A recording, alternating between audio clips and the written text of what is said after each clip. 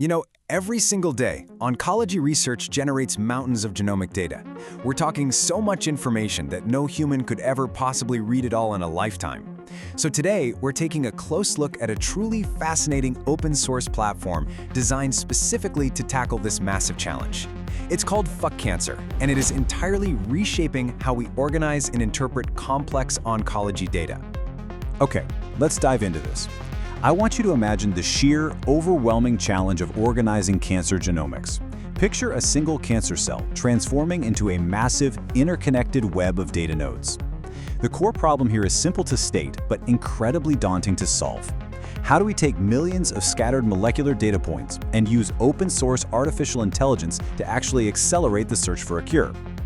Section 1. Fighting Cancer with Open Source: The Power of Shared Data. Right now, cancer data is, well, it's incredibly fragmented. It's locked away in these isolated silos all over the place. So the core mission of PhuckCancer is incredibly ambitious. They want to unify genomics, molecular evidence, and AI interpretation into one human-reviewable platform. By bringing all these disparate data sets together, the platform essentially acts as a unified HUD. The goal is to help people fight cancer with stronger, faster, and just much more organized information. So, the crucial point here is who this actually empowers. And it's amazing because it spans all the way from the cutting-edge research lab right into a patient's family living room.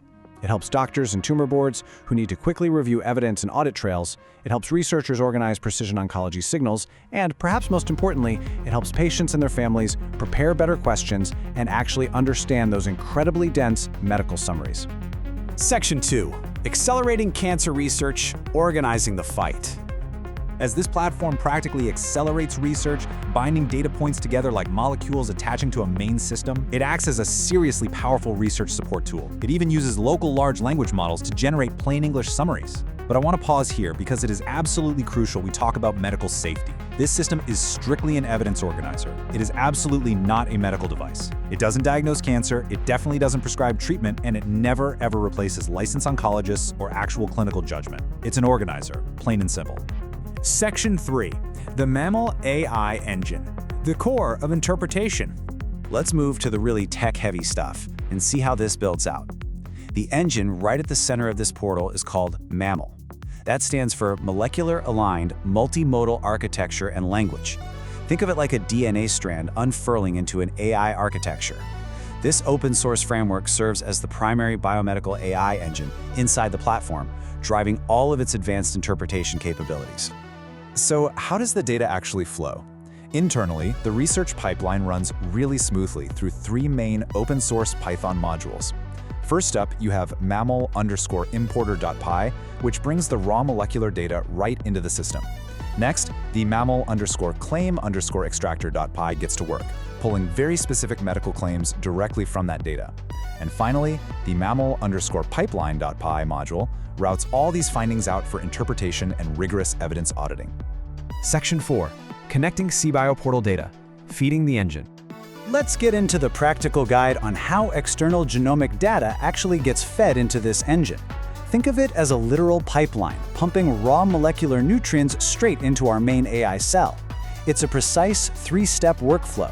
Step 1, you configure your institutional URL securely via environment variables. Step 2, the system goes out, retrieves, and normalizes that external genomics data.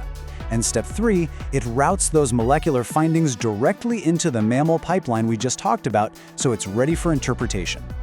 Now, what's really interesting about this slide is the sheer depth of the data this optional connector can pull in from public or self-hosted API instances. It doesn't just grab surface-level info. It can retrieve comprehensive cancer studies, fetch massive sample lists, pull detailed molecular profiles and mutation records, and even access available clinical data. It's the whole shebang. But, as you'd expect, with great data access comes a massive responsibility, specifically regarding privacy and security. The rules here are strict. You must store tokens only via environment variables. Never, ever commit your API tokens to your code base. Real, patient-identifiable data has to be relentlessly protected. You have to follow institutional data use agreements and treat any external data strictly as research evidence input. No exceptions. Section 5. The Future of Oncology. AGI-Assisted Research. Zooming back out for a second, the developers definitely aren't stopping at just a static portal. By relying on robust data pipelines like the CBio portal connector we just walked through, their long-term ambition is to become a continuously self-expanding AGI-assisted system. They're actively building toward automated reviews of brand new genomic studies, highly sophisticated drug-resistant signal monitoring, and even dynamic multi-agent research review workflows. It's a wild vision for the future. I actually want to read you a direct quote right from the project's documentation because it hits the nail on the head. The goal is to build an open-source cancer intelligence system that helps qualified humans see more, miss less, understand faster, and make better informed decisions. And this brilliantly illustrates the core message of the whole platform. AI is here to assist our incredibly talented human experts, serving as a powerful multiplier for their efforts in finding a cure. It's not here to replace them. So think about this for a second. Imagine you're staring at a dense, 50-page cancer genomic report. It's just a wall of acronyms and molecular biology. Honestly, it's terrifying for a family. And you know what? It's incredibly time-consuming for an oncologist to manually cross-reference too. So how do we take that raw, intimidating genetic code and transform it into an empowering, focused conversation in a doctor's office? Mammal instantly processes a massive variety of raw signals. We're talking about gene mutations like TP53, KRAS, EGFR, and BRCA alterations. It looks at gene expression signals. Is a gene overexpressed, underexpressed, or suppressed? It analyzes pathway signals like MAPK or PI3K/AKT, which are basically the communication highways cells use to grow. It even digests protein-related notes, clinical trial signals, and drug resistance evidence. It takes all of this incredibly dense molecular noise and distills the actual biological meaning out of it. Now, because Mammal is essentially a biological calculator, it spits out its findings as structured, robotic JSON code. It'll flag the gene as cross, the variant as G12C, and note the evidence strength as moderate. This structured output is absolutely perfect for computers. It lets the system seamlessly audit the evidence and run risk checks. But let's be real, this is completely useless for a stressed-out family seeking answers, or even for a slam doctor who just needs a quick, readable summary. Section 2. The local LLM, the human translator. This is where the local LLM steps in as our human translator.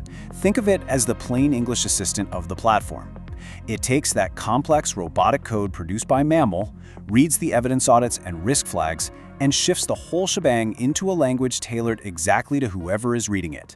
Whether you're a researcher organizing trial evidence, an oncologist reviewing a case, or a family member just trying to make sense of a pathology report, the local LLM adapts the data into a format you can instantly comprehend. And this perfectly highlights the system's dual nature. It takes the exact same biological truth, a KRAS G12C mutation, and safely adapts it.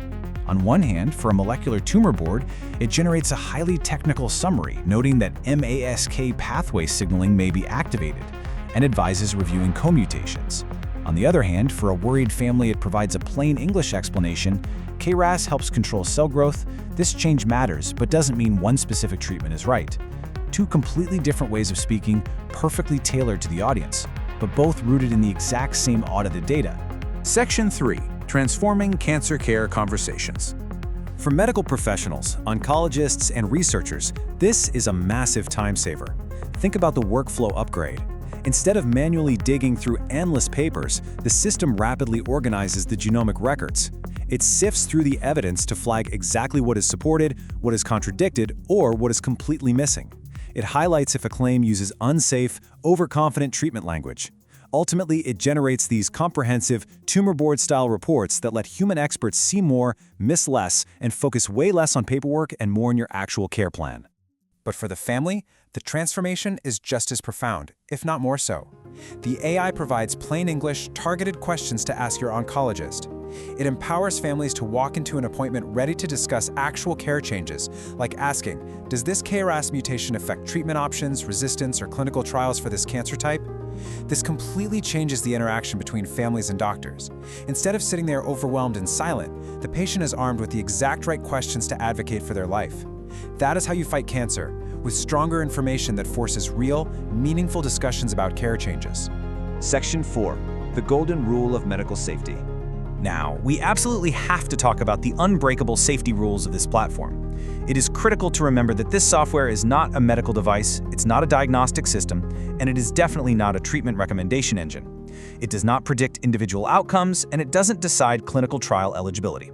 The system exists purely for education, research support, and evidence organization. It prepares humans for better consultations and flags data for qualified medical review, but it never ever overrides an oncologist or replaces licensed clinical judgment. To wrap up this explainer, I want to leave you with this final thought.